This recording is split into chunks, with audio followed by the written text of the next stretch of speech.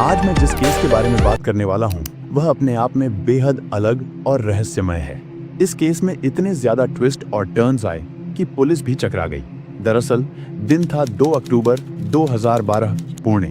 एक 19 साल की लड़की बर्थडे पार्टी में जाती है और अगली सुबह उसकी लाश मिलती है। पोस्टमार्टम रिपोर्ट कहती है शरीर में शराब की ओवरडोज और उसके शरीर में एक मर्द का दिल है। फिर डीएनए टेस्ट होती है उन 17 लोगों का जो उस दिन पार्टी में थे, लेकिन उनमें कोई गुनहगार नहीं निकला। आखिरकार पुलिस ने यह केस क्राइम ब्रांच को सौंप देती है, फिर क्राइम ब्रांच सीबीआई को। तो आज का यह वीडियो एक ऐसे केस पर आधारित है जो सिर्फ एक मौत नहीं बल्कि एक रहस्य है। इंडिया का सबसे पेचीदा मर्डर मिस्ट्री, सनम हसन मर्डर केस, जो आपको आखिर तक बांधे रखेगी।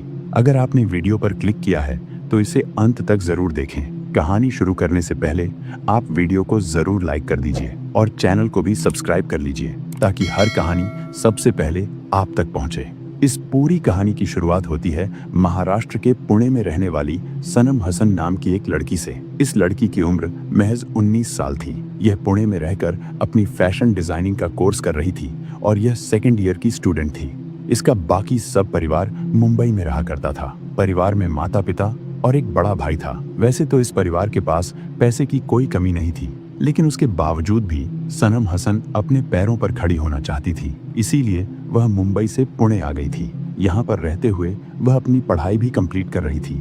साथ ही वह एक पार्ट टाइम जॉब करती थी। मुंबई के फिनिक्स कॉम्प्लेक्स में एक जाना माना एल्डो का शोरूम था। यहाँ से पैसे भी कमाती थी। साथ ही एक फुटबॉल की प्लेयर भी थी, यानी कि सनम हसन हर फील्ड में बहुत ही अच्छा कर रही थी। इसके माता पिता भी उससे बहुत ही खुश थे और वह अक्सर अपनी बेटी से मिलने के लिए पुणे भी आया करते थे। पुणे में रहते हुए सनम हसन के बहुत सारे दोस्त भी बन गए थे। जिस कॉलेज में वह पढ़ती थी वहां पर भी उसके बहुत सारे दोस्त थे। जहां पर एल्डो के शोरूम में वह जॉब करती थी वहां पर भी उसके कुछ दोस्त बन गए थे।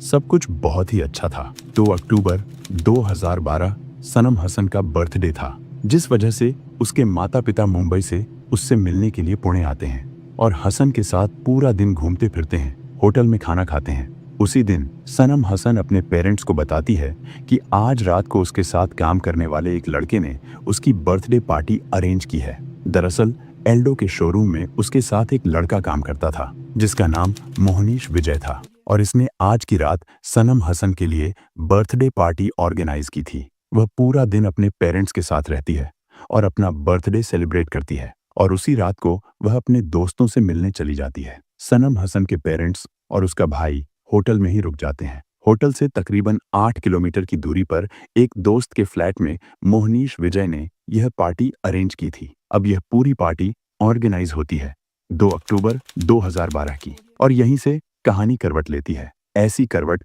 जो हर किसी के रोंगटे खड़े कर दे। ये रात बीत जाती है। अगला दिन आ जाता है, यानी कि 3 अक्टूबर 2012। सुबह के तकरीबन 8 बजे मोहनीश विजय सनम के पिता को कॉल करता है और कहता है जल्दी से नजदीकी हॉस्पिटल में आ जाइए, सनम की हालत बहुत खराब है। सनम के पेरेंट्स भागते दौड़ते हॉस्पिटल में पहुंचते हैं, लेकिन वहां जाकर उन्हें मालूम चलता है कि सनम की मृत्यु हो चुकी है। अब सनम के जो पेरेंट्स हैं वह बिल्कुल शॉक में चले जाते हैं, क्योंकि कल तक उनकी बेटी जिंदा थी। कल पूरा दिन उन्होंने साथ में बिताया था, बर्थडे सेलिब्रेट किया था, और आज उनकी बेटी के साथ ऐसा हो गया। वहां पर पुलिस भी आ जाती है। बॉडी की जांच की जाती है। बॉडी को पोस्टमार्टम के लिए भेज दिया जाता है।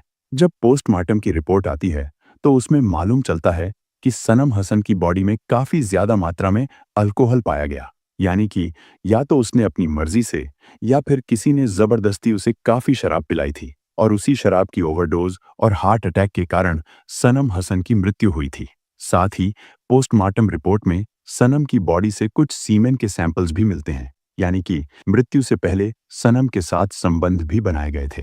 लेकिन यह क्लियर नहीं था कि यह संबंध सहमति से बनाए गए थे या फिर जबरदस्ती। साथ ही पोस्टमार्टम रिपोर्ट में एक चौंकाने वाली बात यह सामने आई कि सनम हसन के शरीर में जो दिल था वह दिल किसी मेल का था। देखिए, जब पोस्टमार्टम होता है तो शरीर के सारे अंगों को निकालकर उनकी जांच की जाती है। डॉक्टर ने जब उसके हार्ट की जांच की तो उसके हार्ट में मिले प्रोटीन से यह पाया गया कि हार्ट किसी फीमेल का नहीं बल्कि किसी मेल का है। अब ऐसा कैसे संभव हो सकता है कि किसी फीमेल के अंदर किसी मेल का हार्ट ग्रो कर रहा हो? सनम की बॉडी पर उसके मरने से पहले ऐसा कोई निशान नहीं था। जिससे कहा जा सके कि उसकी कोई हार्ट की सर्जरी हुई थी। तो यहाँ पर पुलिस के लिए केस काफी ज्यादा पेचीदा होने वाला था और यहाँ पर पुलिस के सामने काफी सारे सवाल थे। पुलिस अपनी जांच शुरू कर देती है। शुरुआती जांच में पुलिस को सबसे पहले यह मालूम करना था कि यहाँ पर सनम हसन के साथ संबंध किसने बनाए थे, उसे शराब किसने पिलाई थी। इसी के चलते पुलिस उन 17 लोगों को थाने लेकर आती है जो उस रात पार्टी में मौजूद थे, जिसमें सनम के कुछ कॉलेज के दोस्त थे। साथ ही उसके साथ काम करने वाले उसके शोरूम के कुछ कलीग्स भी थे। पुलिस बारी बारी से सभी से पूछताछ करती है। सभी का डीएनए सैंपल लिया जाता है। सनम हसन की बॉडी से जो सीमेन के सैंपल्स मिले थे उनके डीएनए से मैच किया जाता है। लेकिन सबसे चौंकाने वाली बात यह है कि ना तो उन 17 लोगों में से किसी का भी सैंपल मैच करता है और ना ही सनम के करीबी दोस्त मोहनीश का डीएनए उस सीमेन के सैंपल से मैच करता है। यानी कि उन 17 लोगों में से किसी ने भी सनम के साथ संबंध नहीं बनाए थे। यहाँ पर यह केस और भी ज्यादा उलझता जा रहा था। उसके बाद पुलिस के सामने दूसरा सवाल यह था कि सनम की डेड बॉडी से जो हार्ट मिला था, आखिर वह हार्ट किसका था। अब पुलिस मोहनीश विजय से उस रात के बारे में डिटेल में पूछती है तो मालूम चलता है कि बर्थडे पार्टी के दौरान उसके दोस्तों ने सनम को थोड़ी बहुत शराब पिलाई थी। धीरे धीरे यह थोड़ी बहुत शराब बहुत ज्यादा मात्रा में बदल गई। शराब की ओवरडोज के कारण रात को ही सनम को उल्टी भी हुई थी, जिसके बाद मोहनीश ने उसे एक कमरे में सुला दिया था और सुबह जब उन्होंने कमरे में जाकर चेक किया तो उन्होंने पाया कि सनम मर चुकी है। वह उसे नजदीकी हॉस्पिटल में लेकर गए। डॉक्टर्स ने चेक किया तो उन्होंने उसे मृत घोषित कर दिया। अब इस केस में पुलिस को कुछ भी लीड नहीं मिल रही थी। ऐसे ही समय बीतता गया और साल आ जाता है 2014। सनम के पेरेंट्स के कहने पर यह केस सीबीआई को हैंडओवर कर दिया जाता है। सीबीआई सारे तथ्यों को जोड़कर इस केस की इन्वेस्टिगेशन शुरू करती है। सबसे पहले उन 17 लोगों से बात होती है। उनका बयान लिया जाता है जो लोग उस दिन पार्टी में मौजूद थे। सभी के डीएनए सैंपल्स की रिपोर्ट को डीपली एग्जामिन किया जाता है, लेकिन उसके बावजूद भी सीबीआई के हाथ कुछ नहीं लगता है। सीबीआई के सामने एक और बड़ा सवाल यह भी था कि आखिर सनम की बॉडी से किसी मेल का हार्ट कैसे मिला। तो सबसे पहले इसी की जांच की जाती है। तो मालूम चलता है कि जिस दिन हॉस्पिटल में सनम की डेड बॉडी का पोस्टमार्टम हो रहा था, उस दिन वहां पर उसके अलावा 4 और बॉडीज मौजूद थीं जिनका पोस्टमार्टम हुआ था और नियम के अनुसार पोस्टमार्टम करते हुए वीडियोग्राफी करना जरूरी होता है। लेकिन उस दिन वहां पर मेडिकल स्टाफ ने किसी भी पोस्टमार्टम को करते वक्त वीडियोग्राफी भी नहीं की थी। सीबीआई की जांच में यह बात सामने आती है कि सनम हसन की मौत के मामले में कहीं ना कहीं मेडिकल स्टाफ और डॉक्टर्स की लापरवाही थी। हार्ट ट्रांसप्लांट या पोस्टमार्टम के दौरान डॉक्टरों ने 2 हार्ट्स को लेकर गड़बड़ी कर दी थी। रिपोर्ट में यह दर्ज हुआ कि सनम की बॉडी से किसी मेल का हार्ट बरामद हुआ, जिससे पूरे केस की दिशा ही बदल गई। हालांकि इस गड़बड़ी का कोई ठोस प्रमाण नहीं मिला, लेकिन सारे तथ्यों को जोड़ने पर यही अंदाजा लगाया गया। पर असली सवाल तो अब भी वही था, मरने से पहले सनम के साथ संबंध किसने बनाए। इस सवाल का जवाब ढूंढने में पुलिस को पूरे 2 साल लग गए। फिर आया साल 2016। जब सीबीआई के हाथ कोई भी ठोस लीड नहीं लगती तो वह कोर्ट से एक खास इजाजत मांगती है, सनम की डेड बॉडी को कब्र से दोबारा निकलवाने की।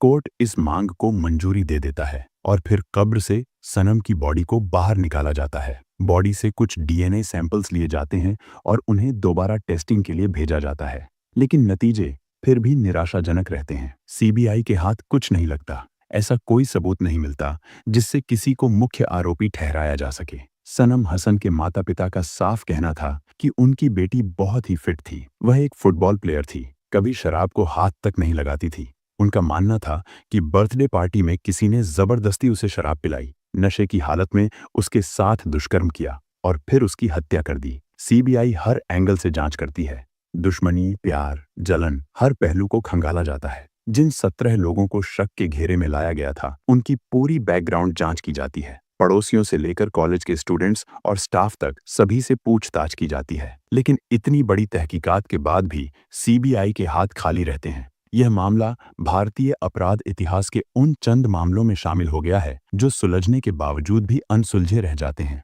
जांच की इतनी लंबी प्रक्रिया के बावजूद इस केस में कोई भी ऐसा सबूत नहीं मिला जिससे किसी एक इंसान को दोषी ठहराया जा सके।